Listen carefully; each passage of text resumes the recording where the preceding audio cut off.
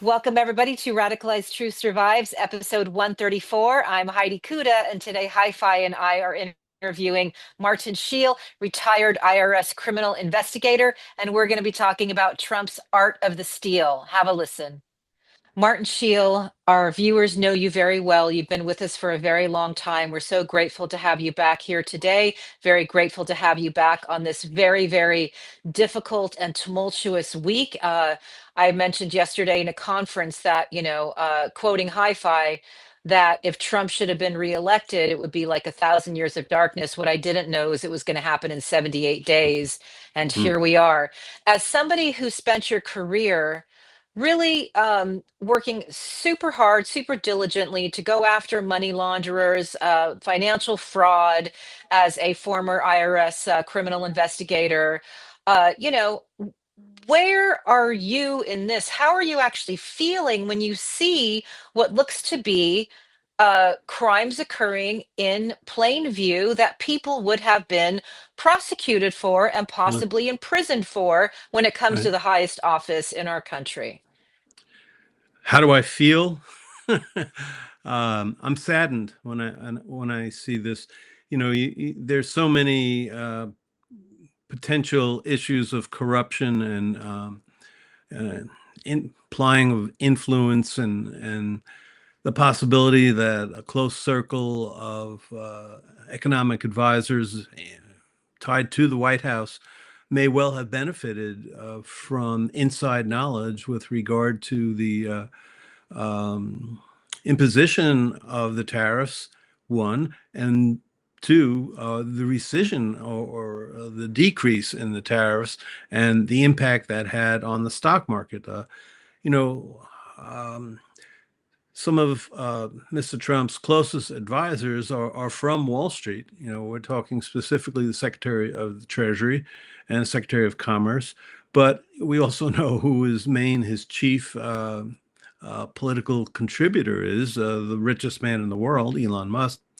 Now, these people all have ties to the stock market, and they have an interest in how the tariffs are perceived by the stock market. And these folks also have ties to the various Wall Street firms. And these firms, they're very wise. They know how to make money when the stock market is going down. It's called selling short. And of course, they know how to make money when the stock market is going to go up. If they have advanced inside knowledge that the stock market is and various companies are going to rocket up, you can make a huge amount of money. And I'm sure many people did. In fact, the Trumpster was just quoted as saying, acknowledging that some of his best friends made a lot of money in the stock market when he lifted or decreased the tariffs. And is that right? Is that fair? Should he be prosecuted? In past years and decades and terms, that an investigation would have been opened immediately. But since President Trump has appointed all his cronies that he can control inside to the Department of Justice, and the Republicans control Congress, who is there to investigate and who is there to prosecute Trump and his circle of co-conspirators? And how could he possibly be impeached now? I mean, since the Republicans completely control both the House of Representatives and the Senate. So, yeah, I agree. And if I was still around and I was in a position of power, and the things were a little more level in terms of how the Department of Justice is run, that was run as an independent agency looking to be fair and objective, there would certainly be I think you have probable cause to open up a criminal investigation that could eventually go to Congress, and they could possibly hold impeachment hearings if, in fact, the rumors, the speculation that Yeah. various folks inside the White House, in fact, made money. I mean, you have to have evidence, and so far, all Yes, we of have course. is And rumors and speculation. But if there was evidence, now, if right. evidence comes out, and you get somebody leaking, oh yeah, I overheard this conversation, or there's an email, or a voice recording, or a voicemail, something that would corroborate, an insider who could present evidence, then you would have a real possibility of doing something. But right now, there's no point. Trump controls everything. He Right. controls Congress. He controls Department of Justice, controls FBI, controls IRS, and which, if you let me transgress for a second, I'm very troubled by the fact that the IRS has agreed to provide ICE with identifying information of immigrants, as in terms of where they live, and their tax return information, whatever's on there, to ICE to help ICE possibly bring deportation hearings. The whole point of the IRS is their mission is to promote voluntary compliance with the tax laws. The fact that immigrants in this country, either legally or illegally, many of them actually do pay their taxes. And, those taxes, that revenue is the basis for the budget talks that are going on in Congress right now. If we want to build aircraft carriers, or to fund, bridges or roads, or healthcare or Medicaid, Social Security, that money first must come into the IRS before it goes to Treasury, and it funds all these different programs. So what you want to do from the IRS's point of view, and should be from the Treasury and from the president's point of view, you want to get these people, whether they're here legally or not, you want them paying their taxes, and you want to encourage everyone to pay their taxes, including these folks. But one of the main things that all taxpayers have to rely on is that their information is going to be confidential. That there's going to be a sense of privacy. That your personal address and social security number, or TIN, whatever the immigrants use, will not be provided to anyone else, particularly in terms of leading to their arrest or deportation. So I was very, very sad to see that ICE and IRS agreed to IRS providing ICE personal and confidential information. And I could see that right after that agreement, the agreement wasn't signed by the IRS, it was signed by the Department of Treasury, by the Secretary of Treasury. And the next day, the Yeah. commissioner of the IRS resigned. So I think that tells you, Right. exactly. If she could be on this podcast, she would be basically telling you the same thing I am. But aside from that, you know, um, So there's inside no, trading. no, let me Uh, actually go if ahead. there's insider trading, that should be passed. No, no, go ahead and Yeah. wrap it up. Actually, count yourself back in because I interrupted you. Three, two. Yeah, so I'm saddened to see the IRS is now cooperating with ICE, and distributing confidential private information of taxpayers for the purposes of helping ICE deport taxpayers. So Yeah. it's very concerning. And I'm with the lady who just resigned as the IRS commissioner. Apparently, she was not for this agreement, and the Secretary of Treasury actually signed Right. off on the agreement. So that's once again Trump using his cronies, controlling his cronies to get what he wants, whether it's legal or not. So that's just one more concern of a whole long list of concerns. Marty, I'm so glad that you opened with being sad and the sorry you feel, because I really wondered how you were feeling after spending so much work, following the letter of the law, and to Yeah, see America become as lawless as it has. First, there was the judicial coup. So now Trump thinks, obviously he's above the law. And quite frankly, I don't see that he isn't. So when these things happen, I can only imagine how your retired peers must feel after having dedicated their entire work lives and careers to service of this country to root out these bad actors. So yeah, I'm very grateful that you opened with your sorrow. I think where I wanted to go with you next is that kind of just take us back a little bit in time to the history of Donald Trump's continual business failures. He was not the art of the deal guy. That was fiction. He literally had bankruptcy after bankruptcy. He bankrupted casinos. If you can just brief our viewers just a minute or two on how in the real world, he was an absolute abject business failure. So why should people think that he's going to be some genius now when right, clearly what we're seeing appears to be the type of fraudulent activity that you would see in authoritarian countries? right.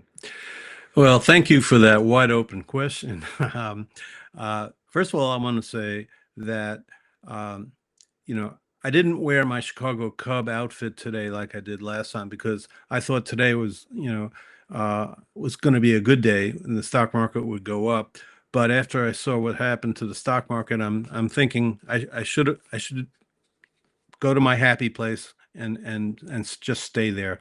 And as long as Trump is president, you're going to need a happy place because, yeah, I'm sad I'm very much a financial investigator and follow the money kind of a guy. And you know, I the art of the deal is a misnomer. It should really be the art of the steal because that's what Mr. Trump has done throughout his life. And these tariffs are just, just another point of evidence, an ongoing life and career of fraud, as far as I'm concerned, because the word is coming out more and more as to how these tariffs were formulated, and more it becomes clear that it's a bunch of plug-in numbers, and that the original formulation was not the tariffs weren't high enough for Trump's satisfaction. So he said, go back to the drawing board, and he said instead of using um, export indices and to use consumption price elasticity. We won't go into the weeds there, but basically he told his folks to just plug in numbers from a formula that was totally inappropriate to come up with a basis for really high tariffs, which is what he wanted.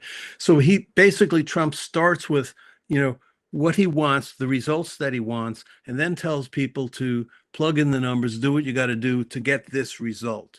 And that's just the latest evidence of an ongoing career of Mr. Trump. If you go back in the beginning of the presidency of his first administration, remember the Sharpie Gate, where there was hurricanes and storms and whatnot, and Trump used the National Weather Association map to show where the storms were going, and it wasn't going to approach Alabama or Georgia or some of these places, red states, where that were looking to get emergency funding. So Mr. Trump just pulled out his Sharpie and changed the direction of the storm.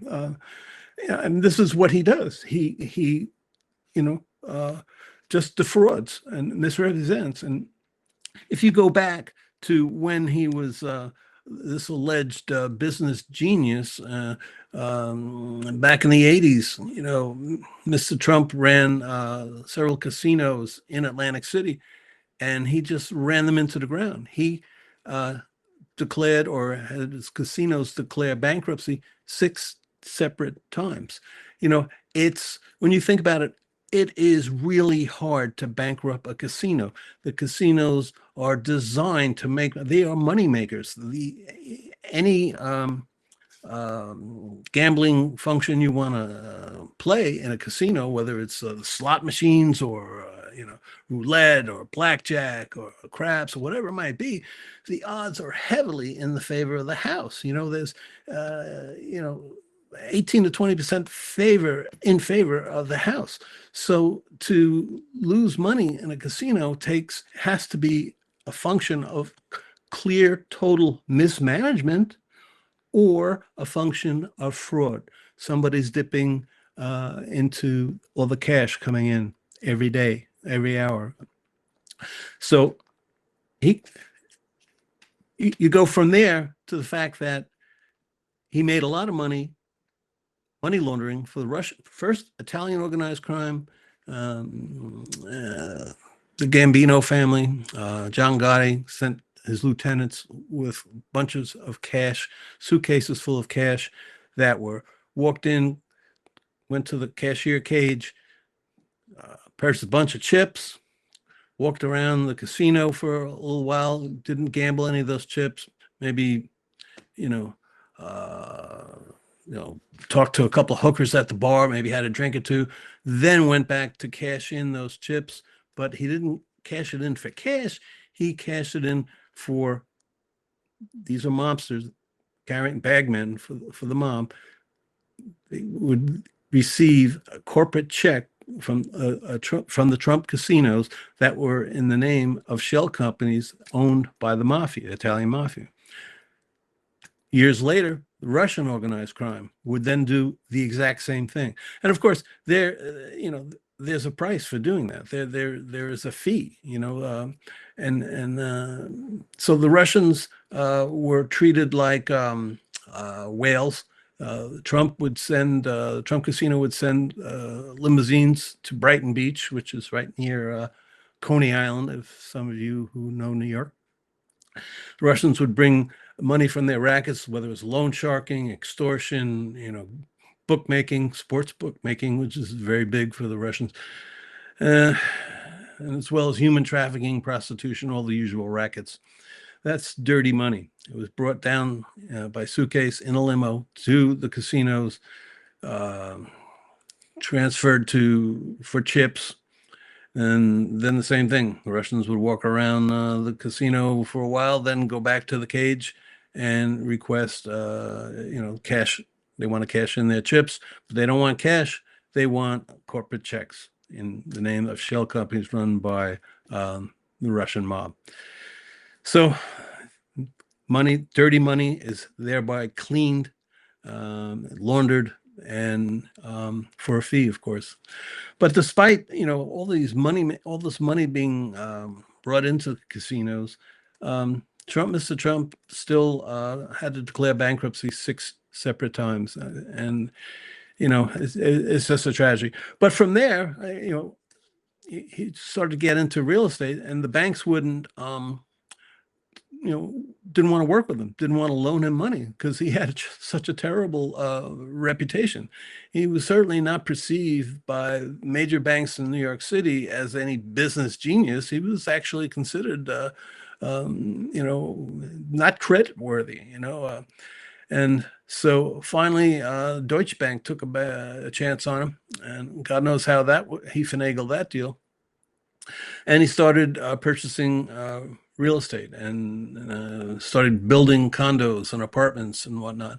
And many of those were then used to launder Russian oligarch money. They would take their money from the rackets and purchase a luxury condo in the midtown Manhattan in the name of a shell company, and it would many times just lie vacant for months, if not years, and then the market would pretty much always go up for real estate in Manhattan, and they would sell it at a profit, and the Russian mob money was once again laundered, clean.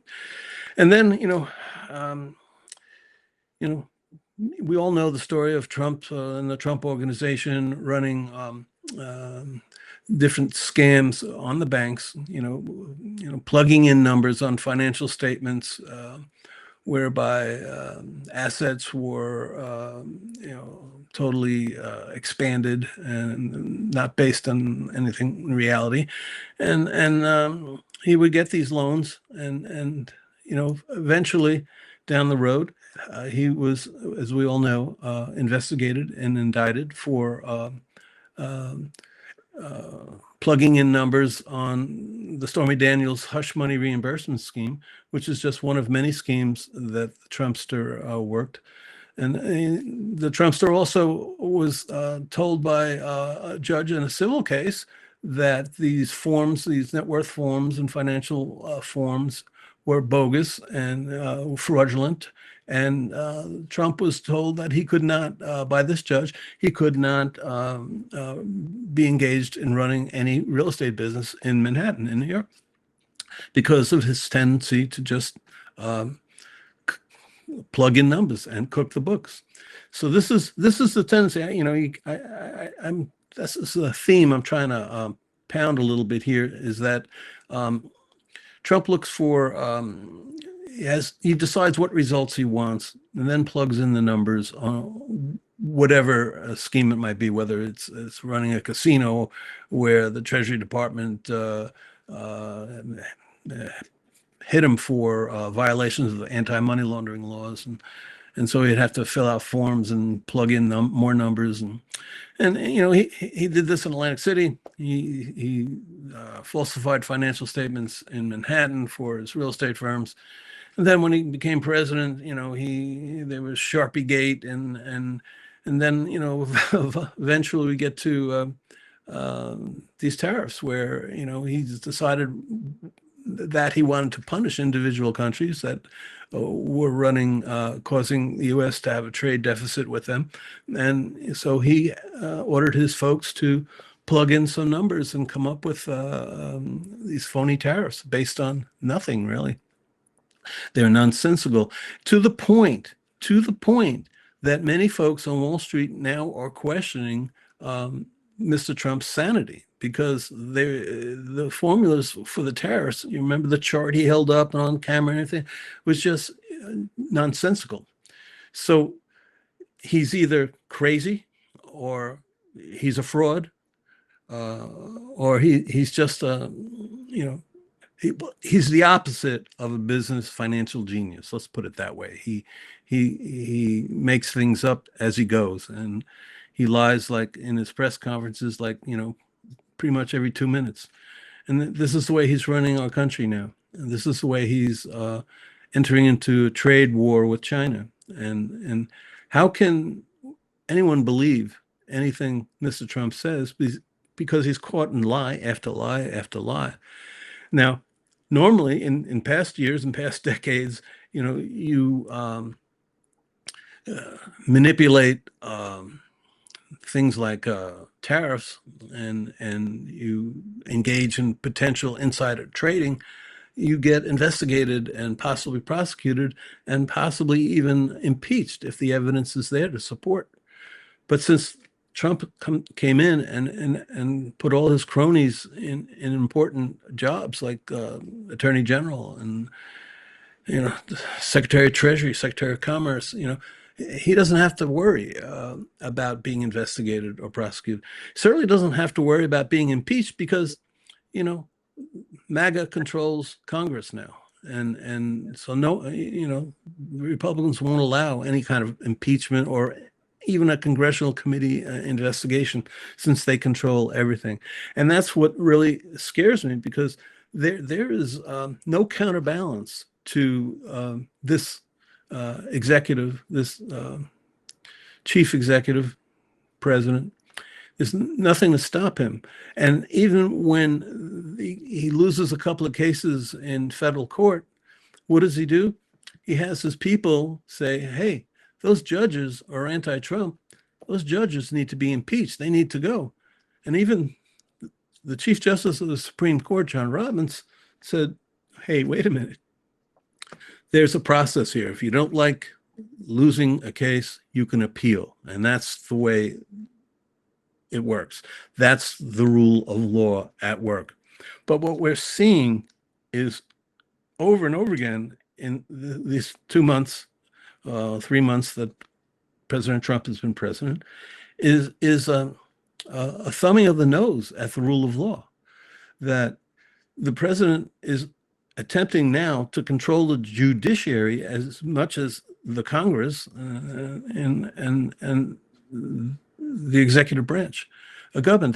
There's nobody to push back, and so you now see ICE doing like renditions of PhD students walking down the street and just being scarfed up and thrown into an unmarked car and whisked away. You're seeing a student from Colombia who's Muslim who is marching in a public protest against the atrocities going on in Gaza, and he's allowed his freedom of speech. That is his right, whether he is on a visa, a green card, or whether he's born in this country. That is his right. I will say one bit of good news is Abrigo Garcia decision came down today. This is another immigrant who was scarfed up and sent out of the country. The judge finally ruled, bring Abrigo back, bring Abrigo Garcia back, just send him back.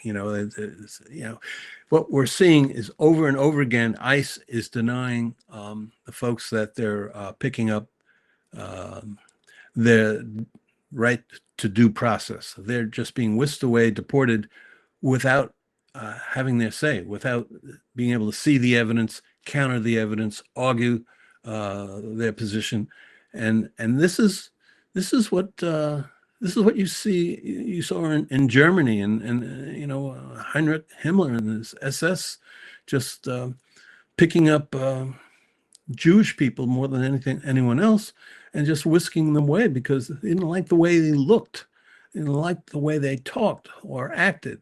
And here we have people from Europe and Africa and Asia who go to our schools and to learn but also schools like Columbia and Northwestern and Cornell who are now losing federal funding because they're bringing in people like this and supporting folks, foreign students who provide the diversity experience that everyone benefits from. Those folks are being renditioned out of this country without due process, despite the fact that they have green cards. Well, who's the head of ICE? This guy, Tom Homan. He's the one that says, well, these folks are here illegally or in violation, of whatever law they think of. And that's not right. That's like, I guess I'm going to compare Tom Homan to Heinrich Himmler because Tom Homan is now he seems to be like an SS chief wannabe, and then his boss, DHS secretary, what everyone calls her Barbie. I forget her name. NOEM, name, something like that. That's how you pronounce it. She's out there with her guns, getting every photo opportunity she can, looking macho as they arrest and do their roundups. This is a cabinet member of the Trump cabinet, and they're trying to implement wholesale renditions of illegal aliens. But these folks are here under green cards. They have rights. And that includes the right freedom of expression, but most importantly, the right to due process. If we're actually going to operate as a country under the rule of law, these folks have rights too, and we can't just separate that. Say, well, only folks who wear MAGA hats have the right to due process. No, it doesn't work that way. It's everyone has the right, and everyone has the right to assembly, and everyone has the right to protest and express their political opinions, and that's what's happening on college campuses, and it's what's happening now in Senate part of cities are opposing the current president. And let's see what happens. Hey, let's talk about protests real fast, because I have noticed something, and you and I were discussing this before the show. We were talking about the fact that there are people getting out in the streets. There are protests nationally. There are people taking a stand against Trump and his administration and their lawlessness. I mean, there's the market manipulation. There's the things he's doing in Ukraine. People are protesting. People don't want Musk. People don't want Trump. People don't want Vance. Corporate media is ignoring this. Why do you think that is? I think corporate media is intimidated. They're intimidated due to the lawsuits that Trump has brought against NBC, ABC, CBS, 60 Minutes, etc. They don't want to go into the political maelstrom that will occur if they start showing up all the protests, all the opposition to Trump's latest policies. The media has lost some lawsuits, and Trump has plenty of money from his political action committees to pay for lawyers and lawsuits. And this is very concerning. And the fact that he is tackling major law firms, and those law firms are settling, is, I think, indicative of what the media is doing. They don't want lawsuits. They don't want to have their profits threatened. They and look what the universities are doing.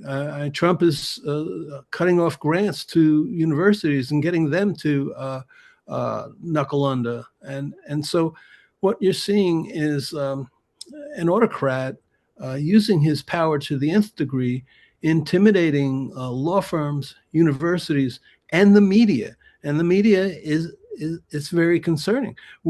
There should be, people should know that folks are successfully joining together, gathering together to in opposition to some of these autocratic policies that are being implemented every day.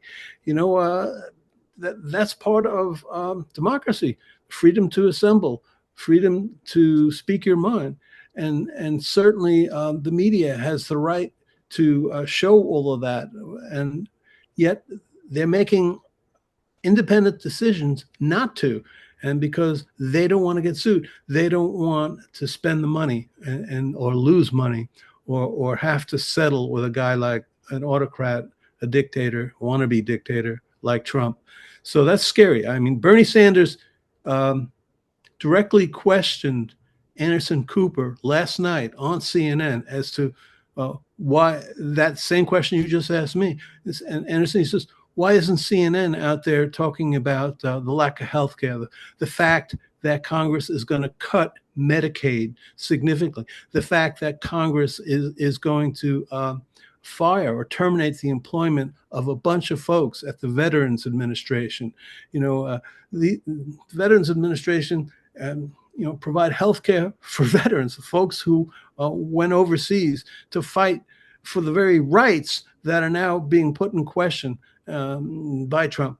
So, and Anderson Cooper didn't want to answer. He sounded a little bit, he took, a trick out of Trump's trick bag by just diverting and pivoting to something else. And because God. it's a real problem, Yeah. I mean, it's CNN. This is CNN. And CNN has in the past been pretty balanced, has called it like it should, when it comes to Trump. They're backing off. Yeah. Too many billionaires own our corporate media. It's That's right. Well, Wow. look what's happened at Washington Post. Yeah. Bezos doesn't want a liberal or progressive editorial page, and folks are just quitting. And Pulitzer Prize winners are now resigning from the Washington Post because Right. of Bezos stepping in. And hey, Bezos wants to be friends with Trump. He's got a lot to lose if Trump turned on him. So this is the right out of the autocrats' trick bag. The intimidation tactics that are going on, and I'm not sure when or where it's going to stop. I'm Right. afraid it's not going to stop. And Yeah, so I think let's see. we're exactly, Marty. I think great question, Hi Fi. I think we are just seeing the beginning of the political retribution. We're just seeing how deep and how much fear that he's trying to install. When he calls somebody who rightfully noted that there wasn't the type of fraud that they were accusing the systems of let me restate this. Three, two. I think you're 100% right, Marty. And I think we are just seeing the beginnings of the political retribution. We are watching him very quickly go after those who the media is calling critics, but really what they were people telling the truth about the fact that there wasn't that widespread fraud, that the big lie was, exactly that, a lie. And we're watching him not only go after critics, but the people that those who opposed him and opposed his lies and exposed his lies work with. So I think this is a very, it's predictable, but it's just so un-American. I just have to say that again and again and again. Marty, last question for you, and thank you so much for being here with us today. It's so comforting to be in this fight with you. What's it going to take for MAGA to finally admit that they were wrong, they were bamboozled, and that what's it going to take for them to be on the front lines against Trump? Because I don't see how they can still stand by this guy, even in a mimetic warfare situation like we find ourselves in. There's no way that MAGA is not going to be feeling this too. Yeah, good question, and I think we might already are starting to see some feedback, some pushback from the biggest supporters that MAGA has, which is Fox Media. I see more and more the Fox hosts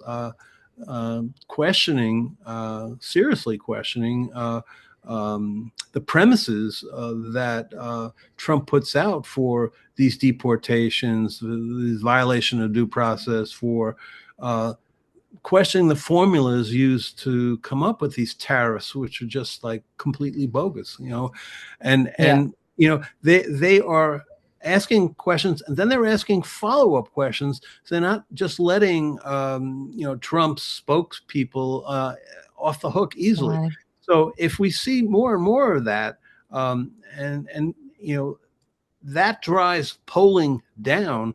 So Trump isn't controlling the message so much anymore. He's losing grasp of the control of the message in the red states that where the MAGA folks just idolize Trump.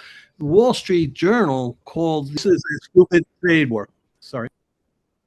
Come out and call the Trump tariffs stupid. So when the Wall Street Journal does that, basically Wall Street follows. So that's, when you're talking about the money that supports Trump, they're going to start questioning Trump. And, when the money starts drying up for the MAGA political campaigns, that's when you'll see an end, in my opinion. And remember, the congressional elections are down the road coming up, and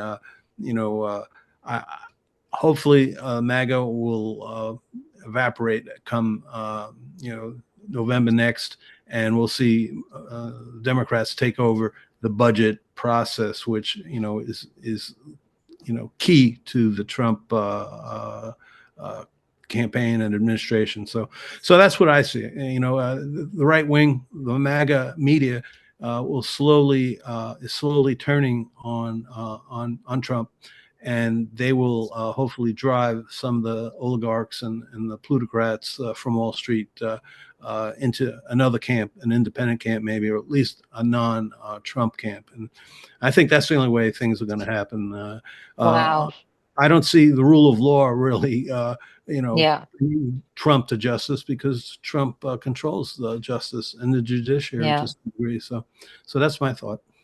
Thanks so much for that, Marty. That actually that ends us on a kind of a hopeful note and sort of an action step note on where people can apply pressure. So this was Art of the Steal with Martin Sheil and High Fidelity. I Thank you like guys so much for this. This is the Art of the Steal. that. This Okay. is really good stuff, Marty. Thank you for being with us here today. Well, thank you. And, as I always like to end up, thank you for making lemonade out of lemon. And God bless you, and high five, and God bless America.